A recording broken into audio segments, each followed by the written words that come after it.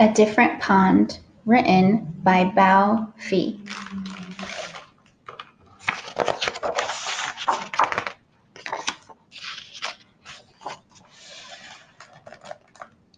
Dad wakes me quietly so Mom can keep sleeping. It will be hours before the sun comes up.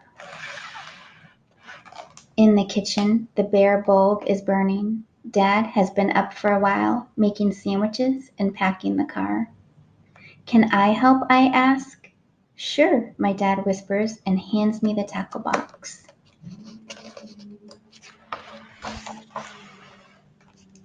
The street lights look brighter and the roads aren't so busy before the sun comes up. Dad turns on the heater and tells me stories.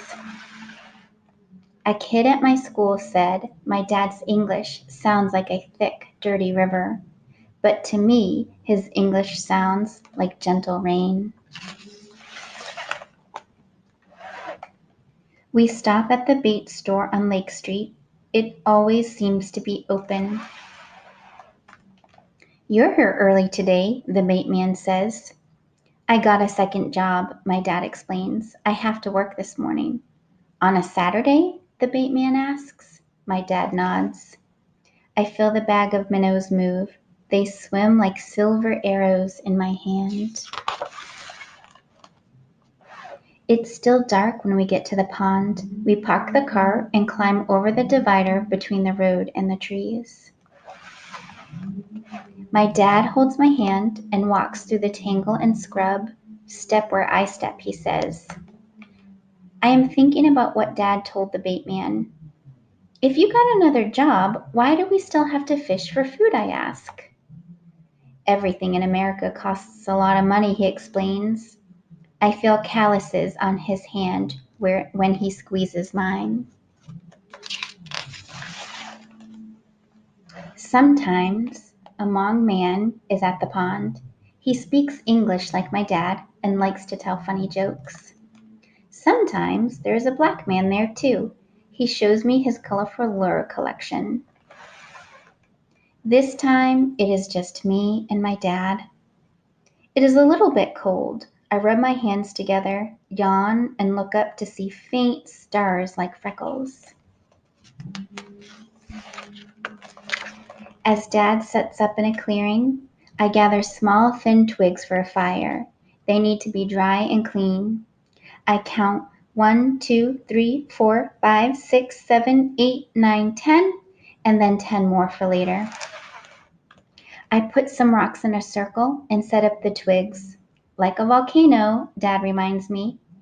I set one end of each twig down and the other up, leaning them in so they will rest against each other and hold each other up.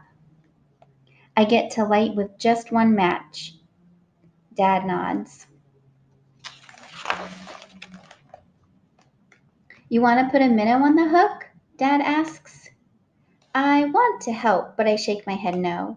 I don't want to hurt that little fish, even if I know it's about to be eaten by a bigger one. My dad smiles. He isn't upset with me. Dad hands me a sandwich, cold bologna between 2 pieces of bread. Careful of the spicy stuff, he says. There's half a peppercorn, like a moon split in 2, studded into the meat. I used to fish by a pond like this one when I was a boy in Vietnam, Dad says, biting into his sandwich. With your brother, I ask. He nods and then looks away. Dad tells me about the war, but only sometimes. He and his brother fought side by side. One day, his brother didn't come home. The bobber dips in the dark and Dad pulls. Got one, he says, almost shouting.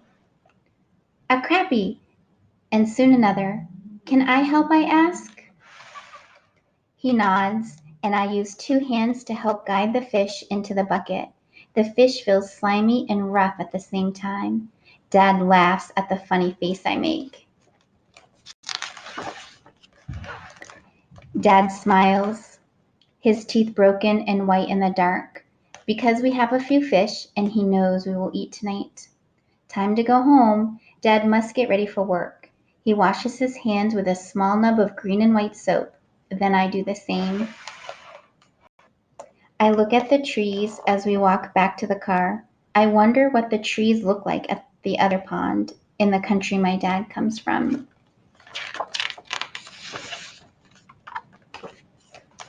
By the time we get home, the sunlight coming through the windows is just a faint tint, blue and gray instead of gold. At home, Mom looks tired, but she smiles at the fish in the big white bucket.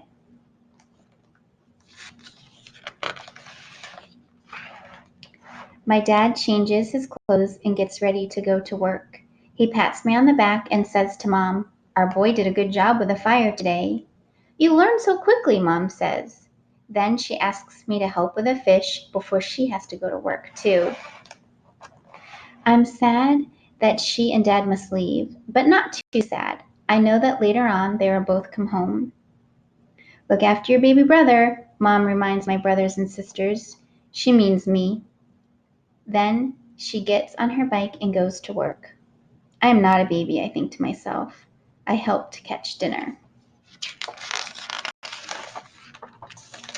Tonight, when we are all home, Dad will put rice in the cooker and Mom will fry the fish on both sides until they are crispy. I will bring out the jar of fish sauce that has flecks of chili pepper and carrots floating on top. At the table, my brothers and sisters will tell funny stories. Mom will ask about their homework. Dad will nod and smile and eat with his eyes half closed. "Good fish," he will say to me.